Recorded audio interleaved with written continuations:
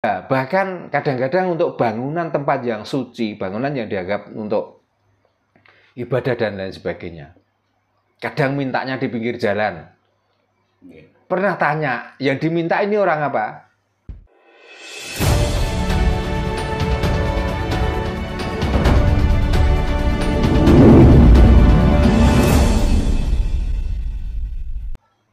Tapi kenapa kok kebanyakan orang yang mengadopsi bahasa itu juga mengikuti zaman yang sekarang?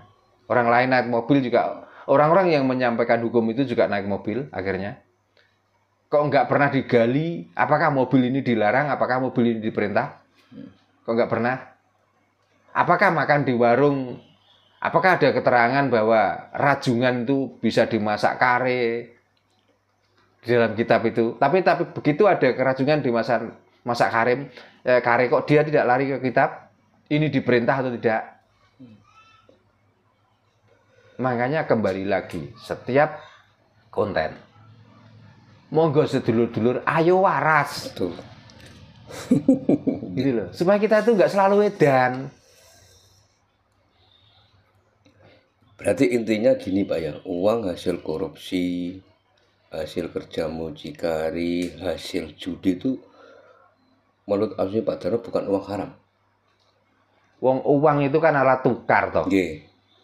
Nah, alat tukar itu apakah bisa dicari sumbernya alat tukar itu harus dari sini? Nggih, betul. Karena putaran apalagi yang namanya uang. Putaran uang di Indonesia ini sumbernya bukan bukan sumber dari semua halal loh. Nggih. Yang penting uang ini berputar. Cuma itu nggak tahu sumbernya dari mana. Ya contoh yang paling mudah sebenarnya kalau mau mengakui. Ya, karena kebanyakan manusia itu munafik. Ya. Tentang pembangunan yang ada, yang sekarang sudah menyebar di Nusantara ini. Okay. Entah itu pembangunan gedung, entah pembangunan tempat ibadah, dan sebagainya. Dikala ada uang datang, pernah tanya, ini hasil dari mana? Betul Pak. Nggih. Fakta nih Pak. Tidak itu aja, bahkan kadang-kadang untuk bangunan tempat yang suci, bangunan yang dianggap untuk ibadah dan lain sebagainya. Kadang mintanya di pinggir jalan. Pernah tanya, yang diminta ini orang apa? Kan nggak tahu itu orang korupsi, orang melacur, orang judi, orang apa begitu lewat dengan adanya wadah yang diatongkan. Yang penting uang itu masuk kan dianggap halal. Makanya orang itu jangan munafik. Gitu. Kadang ada lagi kalau seperti ini Pak. Tanah sengketa, gitu kan, milik keluarga. Nama sengketa kan mesti kan sudah nggak bener ya Pak. Iya. Dijual tapi di wakaf masjid itu ya halal. Nah terus tanah itu milik siapa coba? Kok tiba-tiba dia yang memakopkan? Sudah percaya bahwa apa yang ada di dunia ini, di bawah langit dan di atas bumi itu semuanya milik Allah, milik Tuhan. Kok dia juga berani mengatasnamakan milik Tuhan itu atas namanya? Dan itu pun kadang-kadang dipersengketakan. Dan itu pun kadang-kadang diperjualbelikan coba. Mana letaknya yang namanya iman atau kapitayan atau kepercayaan?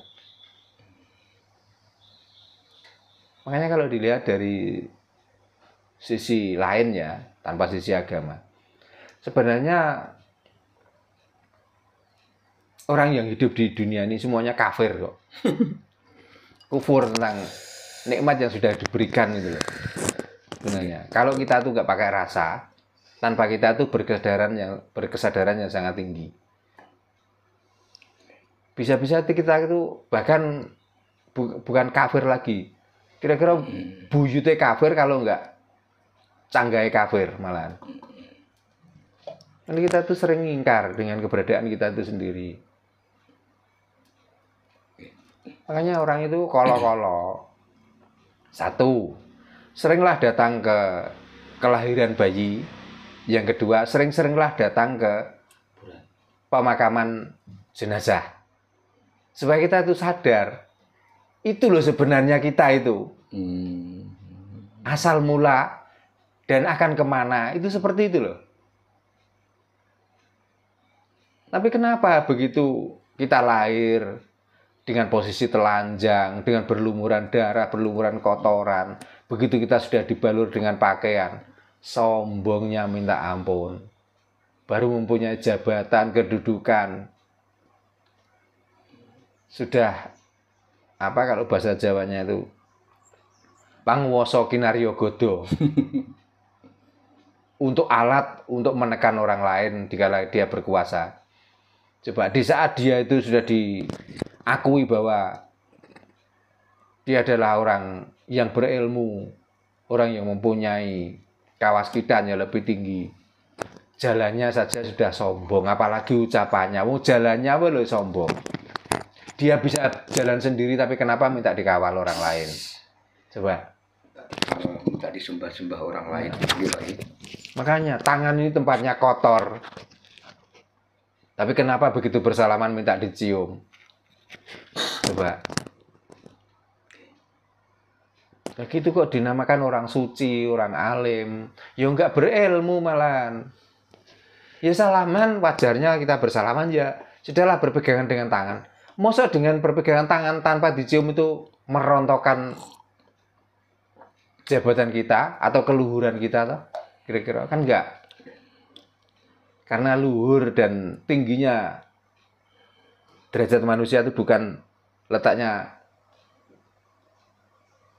di nama atau sebutan. Luhur dan tingginya derajat manusia itu dari perbuatan dan ucapannya. Kita berbicara larangan dan perintah, Pak Ki. Iya. Bahwa sudah jelas bahwa dikala manusia ini masih sehat jasmani dan rohani, Ya. kita diwajibkan untuk berikhtiar. Jadi intinya Tuhan sendiri mengharamkanlah kita ini selagi kita itu masih sehat jasmani dan rohani untuk meminta-minta. Kan seperti itu Pak Tarno. Nah, sekarang kan marak ya di jalan-jalan raya. Orang minta-minta dengan dalih pembangunan masjid, gitu, pembangunan pondok, pembangunan yayasan dan lain sebagainya. Nah, itu kalau menurut pandangan Pak Darno, bagaimana Pak dengan firman seperti itu Pak? Sudah jelas itu keliru. Sudah jelas itu ngawur. Itu apalagi untuk pembangunan tempat beribadah. Ya karena peribadatan itu sebenarnya tidak terletak di bangunan yang harus mewah, yang harus nikmat, yang harus teduh, bukan. Justru di tempat yang sangat keadaan panas, keadaan nggak nikmat dan lain sebagainya. Dikala hati kita bisa menerima, dikala kita itu sadar dengan sadar-sadarnya.